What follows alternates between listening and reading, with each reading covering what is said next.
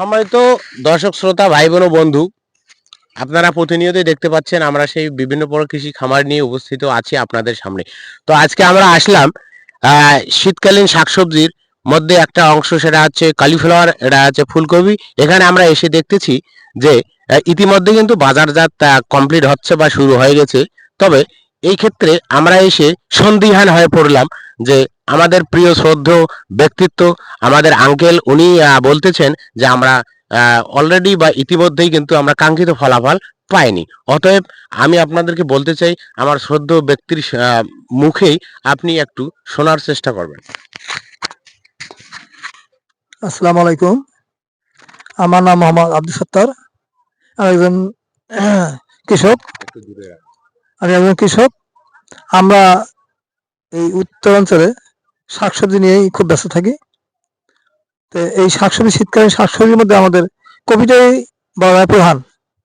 এই কপির মধ্যে আমরা যেভাবে সবাই সমৃদ্ধভাবে আবাদ করি, এটা একটা বাজার পাওয়ার কথা, অন্যদিকে বাজার পেয়েছি।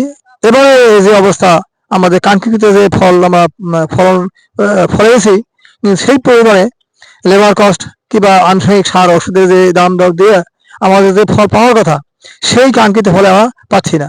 কারণ একই সময় হয়তো সবাই কপিটা আসছে, একই সময় আসছে, হয়তো আমাদের ভাবছিলাম যে বাজারে পাবো, কিন্তু এমন অবস্থা কপি ভালো নিয়ে গেলে ভালো না যেটা কপি আসছে নাকি। অথচ পাশাপাশি আলু খাত, বেগুন খাত, সিম, লাউ, এই সমস্ত সবগুলো সবজিরই মোটামুটি একটা মূল্য পাওয়া যাচ্ছে। শুধুমাত্র কপিতেই একে ধস। আজকে কপি আমি পাঠাইছি বাজারে, এক ভ্যান কপি বিক্রি করছি, এই একটু হালকা মানে ফুটোফুটির মতো আর কি, মাত্র 700 টাকা বিক্রি করছে। একটা ভ্যান প্রায় 200-250 কপি থাকে, 700 টাকা বিক্রি। 700 টাকা বিক্রি করার পরে দেখা যাবে এই ভ্যানে নিয়েছে আমার 350 টাকা, আলাদা নিয়েছে 100 টাকা, তবে 750 চলেই গেল, থাকে মাত্র 280 টাকা। এটি কোনো কপির বাজার হলো? তা আমরা তো সবাই শেষ। আমি আশা করবো যে এই কপি মার্কেট যেন আগামীতে আমরা এভাবে না পাই। হ্যাঁ, কথা বলতে হবে আমাকে। সময় তো দর্শক শ্রোতা ভাই বোন বন্ধুরা, আপনারা বুঝতেই পারতেছেন যে বাজারে যে আসলে যে দামটা, চড়া দামটা, এই দামটা আসলে কোন জায়গা থেকে সৃষ্টি হয়েছে, এই জিনিসটা আমাদেরকে অবশ্যই বুঝতে হবে। আমাদের শ্রদ্ধেয় কৃষক ভাই ও বোনেরা মাঠে অক্লান্ত পরিশ্রম করেই কিন্তু তারা কাঙ্ক্ষিত ফলাফল পাচ্ছে না। এই এই জিনিসগুলো বাজারের মধ্যেই, বাজারের ভিতরেই কিন্তু বিশালভাবে ভেজাল হচ্ছে। সুতরাং এই জিনিসগুলো আপনারা অবশ্যই জানার চেষ্টা করবেন। তো আমি আমার সম্মানিত ব্যক্তিকে বলবো যে এই ফুলকপির পর তারা কি চাষ করতে চলেছেন এই জায়গাগুলোতে। তো আমাদের এই ফুলকপির বাজারটা ধসের পিছনে কারণ আছে। আমরা হয়তো কোন এক শ্রেণী মধ্যসূত্র ভোগের মধ্যে পড়ে যাই।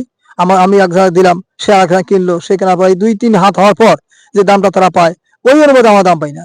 আর আমরা এই কপি ফল, বর্তমানে যে ফলটা হচ্ছে, এই ফলটা খুব দ্রুত তুলিয়ে আমরা আলুতে যাবো, আলু ফসল লাগাবো, কিংবা হয়তো কেউ বেগুন লাগাবেন, কেউ হয়তো আলু ফসল লাগাবেন, এই যে বিভিন্ন ফসল, কেউ হয়তো ভুট্টা লাগাবেন।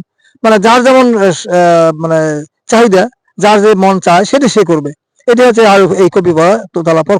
এবং হয়তো দেখা যায় আমরা এই কপি তোলা পরে একটা মরিচ, আমার এই উত্তরাঞ্চলের মরিচের একটা প্রভাব বেশি, অনেক মরিচ হয়। তো এই মরিচ, হ্যাঁ, এইটা কপি, এই কপিটা আরো বড় হয়তো, কিন্তু আমরা এই কাঙ্ক্ষিত ফলে যাইতে পারি না, বা বাজারের ধস নামার কারণে আর তেমন একটা ট্রিটমেন্ট করি নাই। আরো বড় হয়তো অবশ্য।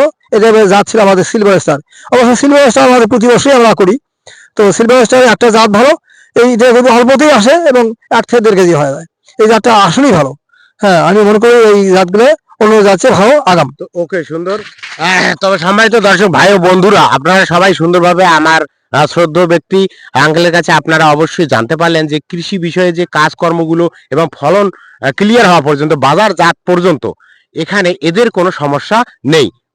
ঠিকই বুঝতে পারতেছেন। চাচা উনি বললেন যে এক ভ্যান কপি 700 টাকা বিক্রি করে ভ্যানওয়ালাকে দিয়েছে 350, এবং এদিকে দিয়ে টাকা তো নেয় শেষ। কিন্তু এক ভ্যান কবি মনে করেন নিচে হলেও 100 পিস হতে পারে। তো 100 পিসের দাম কত টাকা করে হতে পারে? তো বাজারে আপনারা অবশ্যই জানতে পারবেন 100 পিস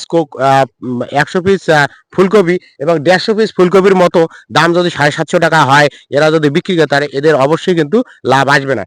এই জিনিসটা হচ্ছে বাজারের ভিতরে, বাজারের কিছু দাম বৃদ্ধি পাচ্ছে, তাদেরকে শনাক্ত করতে হবে। সবাই মিলে আমরা যেন সুন্দরভাবে বাজারে গিয়ে সুন্দরভাবে কেনাকাটা করেই হাসি মুখে বাসায় ফিরতে পারি। আজকের মতো সবাই এখানে সুন্দর থাকবেন, ভালো থাকবেন। আগামীতে আরো ভালো কিছু নিয়ে আসার চেষ্টা করব।